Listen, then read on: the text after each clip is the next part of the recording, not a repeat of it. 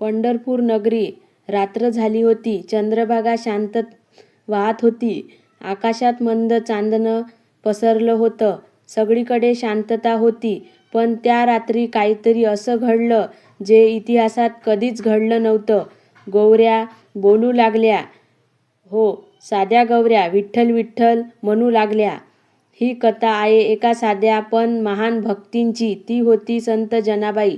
गरीब, साधी पण भक्तीत खूप श्रीमंत. तिचं आयुष्य म्हणजे काम आणि विठ्ठलांचं नाम. ती श्वास घेतानाही म्हणायची विठ्ठल विठ्ठल. सकाळ होताच ती उठायची. गाईचं शेण गोळा करायची. गौऱ्या बनवायची. भिंतीवर लावायची. हात मातीने भरलेले असायचे. पण मन मात्र विठ्ठलात गुंतलेलं असायचं. लोक हसायचे. अगं जनी, हे काय काम करतेस? ती शांत हसायची आणि प्रेमाने म्हणायची, ही माझी विठ्ठल सेवा आहे. पण एक दिवस सगळंच बदललं. एक दासी रागाने धावत आली. डोळ्यात राग, आवाजात आरोप. ती ओरडली, अगं जनी, तू माझ्या गौऱ्या चोरल्या आहेत. सगळे लोक बघू लागले. वातावरण तणावाने भरलं. जनाबाई शांतपणे म्हणाली, मी काहीच चोरलं नाही. पण दासी थांबली नाही. ती अजून ओरडली जोरात, ही सगळी माझ्या गौऱ्या आहेत. गावात गोंधळ पसरला. लोक एकमेकांशी बोलू लागले. खरं कोणाचं? कोण बरोबर? तेवढ्यात एक ज्ञानी ब्राह्मण तिथे आला. त्यांचा आवाज गंभीर शांत. तो म्हणाला, शांत व्हा सगळे, आता मी सत्य शोधतो. ब्राह्मणाने एक गौरी हातात घेतली. ती सगळ्याकडे पाहत म्हणाला, ही गौरी कोणाची आहे ते सांगा, कळेल. सगळ्यांनी डोळे त्यांच्याकडे. श्वास थांबवले. त्याने ती गौरी हळूच कानाला लावली आणि अचानक त्या गौरीतून आवाज आला, विठ्ठल विठ्ठल विठ्ठल. सगळे थक्क. कुणाच्याच तोंडातून शब्दही बाहेर पडले नाही.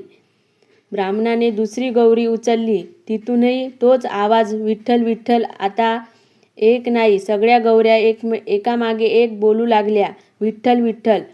जनाबाई संपूर्ण वातावरण भक्तीने भरून गेलं. गावकरी घाबरले. काही जण हात जोडू लागले. दासी थरथरत कापू लागली. तिच्या डोळ्यात भीती आणि लाज होती. ब्राह्मण गंभीर आवाजात म्हणाला, या गौऱ्या जनाबाईंच्या आहेत, कारण यात विठ्ठलांचं नाम.